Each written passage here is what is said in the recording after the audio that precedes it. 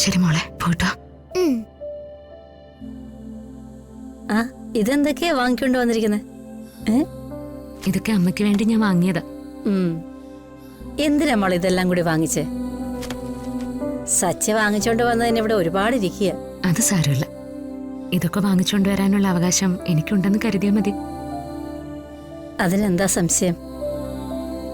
നീ എനിക്കെന്റെ അർച്ചന മോളെ പോലെ തന്നെയാ. അർച്ചന മോളെ പോലെയല്ല, അർച്ചന മോളെ തന്നെയാ ഞാൻ. അല്ല, ആശുപത്രി വന്നപ്പോ ഞാനൊരു കാര്യം അമ്മയോട് ചോദിക്കണമെന്ന് വിചാരിച്ചതാ. പക്ഷെ ആ സമയത്ത് ചോദിക്കാൻ പറ്റിയില്ലല്ലോ. എന്താ മോളെ? അമ്മയ്ക്ക് ശരിക്കും എന്താ പറ്റിയേ? എന്റെ മോളെ കുറിച്ചോർത്ത് സങ്കടപ്പെട്ടിട്ടാ ഞാൻ വീണെന്നുള്ളത് സത്യ. പക്ഷെ ഇപ്പൊ അമ്മയ്ക്ക് ഒരുപാട് സന്തോഷമുണ്ട്. അതെന്താ ഇത്രയ്ക്ക് വലിയ സന്തോഷം? അതൊരു രഹസ്യ. എനിക്ക് സച്ചിക്ക് മാത്രമേ അതറിയൂ. ഈ വീട്ടിലെ മറ്റാരോടും ഞങ്ങളത് പറഞ്ഞിട്ടില്ല. അതെ, എന്റെ അർച്ചനമോളും കുഞ്ഞും ജീവനോടെ ഉണ്ട്. അമ്മ അതെങ്ങനെ അറിഞ്ഞു? സച്ചിമോൻ പറഞ്ഞതാ. അത് മാത്രല്ല, അമ്പലത്തിൽ വെച്ച് അവരെ രണ്ടുപേരെയും എനിക്ക് കാണിച്ചു തരികയും ചെയ്തു. അവരെവിടെയാ ഉള്ളതെന്ന് എനിക്കിപ്പോ അറിയാം.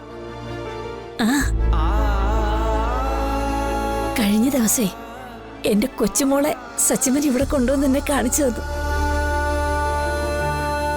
പക്ഷെ എന്റെ മോള് ഇപ്പൊ വലിയൊരു പ്രശ്നത്തിലാ. എന്ത് പ്രശ്നം?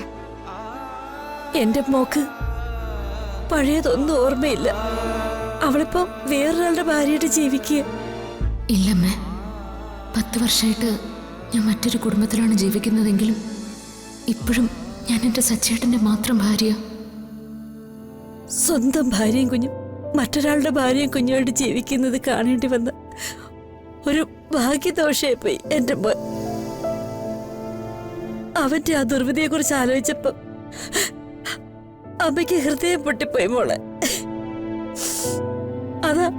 അതാ അമ്മ അന്ന് ബോധം കെട്ടുപോയത്. സത്യം പറഞ്ഞ അവനിപ്പോ മരിച്ചതിന് തുല്യായിട്ടാ ജീവിക്കുന്നത്.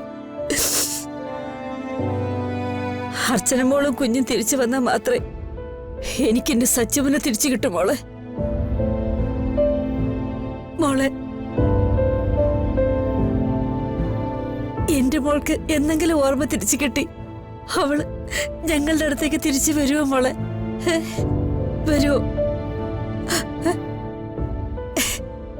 വരും. അമ്മയുടെ മോൾക്ക് ഓർമ്മ തിരിച്ചു കിട്ടും. അവള് അമ്മയുടെ അടുത്തേക്ക് തന്നെ തിരിച്ചു വരും. അതിനുവേണ്ടി ഞാൻ പ്രാർത്ഥിക്കും. അമ്മക്കറിയില്ലേ, ഞാനല്ലേ പറയുന്ന, അമ്മയുടെ അച്ഛമോള് തിരിച്ചു വരും.